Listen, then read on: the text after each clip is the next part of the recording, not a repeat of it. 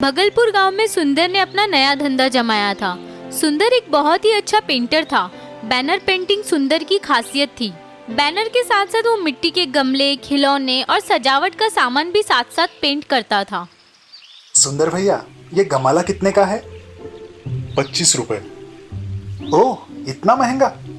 मेरे पास सिर्फ 15 रुपए ही है। दाम कम नहीं होगा भाई, क्वालिटी वाला कलर इस्तेमाल करता हूँ। पूरी जिंदगी देखना नहीं पड़ेगा। धूप, छाव, बारिश, ठंड हर मौसम में टिका रहेगा। ठीक है, मैं कल आके ले जाऊंगा। इस प्रकार सुंदर के अच्छे काम की वजह से उसका धंधा ठीक ठाक चल रहा था। उसके हाथों रंगी चीजें कभी किसी को शिकायत का मौका नहीं देती थी। सुंदर हर शनिवार को शहर जाके जरूरत का सामान ले आता। दिन बीत रहे थे। उसी गांव की एक सुशील लड़की निशा के साथ सुंदर की शादी हो गई। आप सचमुच में कमाल के कलाकार हो। मुझे भी सीखना है ये पेंटिंग का काम। हाँ हाँ, क्यों नहीं। अगले दिन से घर का कामकाज खत्म होते ही निशा के खिलौने और गमले को पेंट करने की ट्रेनिंग शुरू होती है। देखो, ब्रश को हमेशा ऐसे पकड़ते हैं, ऐसे। हाँ, और ये रंग काफी महंगे होंगे ना? हाँ, इन्हें एक्रिलिक या फैब्रिक कलर्स कहते हैं। एक बार कपड़े पे या किसी भी चीज पे लगा दिया तो फिर देखने की जरूरत ही नहीं। अरे वाह, क्या पानी भी इसे नहीं मिटा सकता? नहीं। तो क्या मैं इन्हें मेरे स्टील और एल्यूमिनियम के बर्तन पे लगा सकती हूँ? निशा की बात सुन के सुंदर जोर जोर से हंसने लगता है। सुंदर को हंसता देख निशा रूठ जाती है। मुझे नहीं आपसे बात करनी है। अरे नहीं हंसूंगा, ठीक है। पेंटिंग का सामान लेने एक दिन सुंदर हमेशा की तरह शहर गया था। मार्केट में अब कुछ सस्ते कलर्स भी आए थे और सुंदर का दुकानदार दोस्त अहमद उसे वो कलर्स लेने का सुझाव दे रहा था। सुंदर भाई, ये सस्ते वाले पोस्टर कलर यूज करो, बहुत पैसे बचेंगे। नहीं नहीं, मुझे नहीं चाहिए। ठीक है, लेकिन अब एक्रेलिक कलर्स के दाम दुगने हुए हैं इस महीने से, और अब टैक्स भी लगेगा। ओह, सच? सुंदर अपने काम में फिर से व्यस्त हो जाता है और एक दिन मुखिया का आदमी वहाँ उसे मिलने आता है। सुंदर भैया, आपको मुखिया जी ने अर्जेंट बुलाया है। सुंदर मुखिया के घर पहुँचता है। आओ आओ सुंदर, एक बहुत जरूरी काम है। हाँ हाँ, बोलिए। देखो, 1 महीने बाद ग्राम पंचायत के चुनाव होने वाले हैं और मुझे कम से कम 100 बैनर बनवाने हैं। जी, हो जाएगा आपका काम। तभी उसे रंग के बढ़े दाम का फ्लैश जाता है। ओह, लेकिन कलर्स के दाम तो दुगने हुए हैं। जिस भाव से मैं मुखिया का काम करने वाला हूँ, उससे तो मुझे ज्यादा मुनाफा नहीं मिलेगा।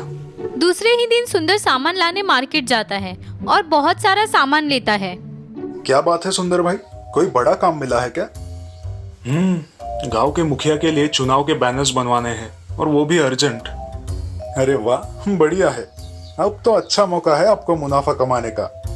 अहमद की बात सुन के सुंदर उलझन में पड़ता है। क्या मतलब? भाई, इतनी बड़ी ऑर्डर है, आप ये सस्ते वाले कलर्स यूज कर लो ना, किसी को कुछ पता नहीं चलेगा। अहमद की बात सुनकर सुंदर सोच में पड़ता है। अहमद सच कह रहा है।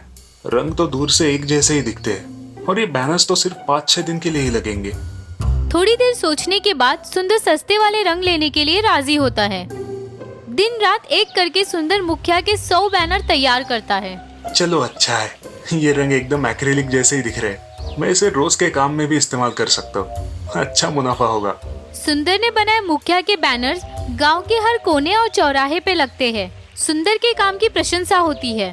मुखिया सुंदर को अच्छे खासे पैसे देता है। चलो, आज निशा के लिए महंगी वाली साड़ी ही ले लेता हूँ। काश मैंने पहले ही अहमद की बात सुन ली होती। बैनर लगने के तीसरे ही दिन रात को अचानक बादल गरजते हैं और जोरदार बारिश होती है।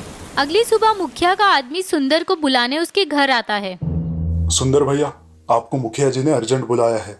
इतना क्या अर्जेंट होगा? पता नहीं, आप जाके देखिए। जब सुंदर मुखिया के घर पहुंचता है, वहाँ का माहौल देख के सोच में पड़ता है। ओह, इतनी भीड़, वो भी सुबह सुबह। मुखिया एकदम आग बबूला हुआ है। आओ आओ पेंटर साहब, आओ। जी मुखिया जी, आपने बुलाया?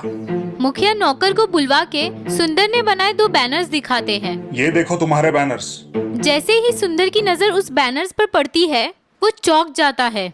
ये तो मैंने ही पेंट किए थे, लेकिन अब ये।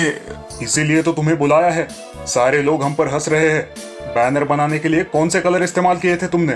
कल रात की बारिश में सब बैनर्स खराब हो गए हैं। ये देखो। बैनर्स की हालत देख सुंदर का मुंह उतर जाता है। मैं तुम्हें पुलिस के हवाले कर रहा हूँ। मेरा विश्वासघात किया है तुमने। मेरे सारे पैसे लौटा दो, अभी के अभी। मुखिया गुस्से से आग बबूला हो गया था और सारे गांव वाले सुंदर को द्वेष से देख रहे थे। सुंदर को अपनी गलती का एहसास होता है। हे भगवान, ये क्या हो गया?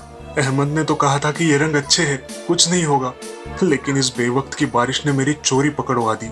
ये सोचकर सुंदर गिड़गिड़ाने लगता है और मुखिया के पैर पकड़ लेता है। मुझसे गलती हो गई मुखिया जी, मैं फिर ऐसी गलती नहीं करूंगा। सुंदर रोते हुए मुखिया के पैर पड़ता है।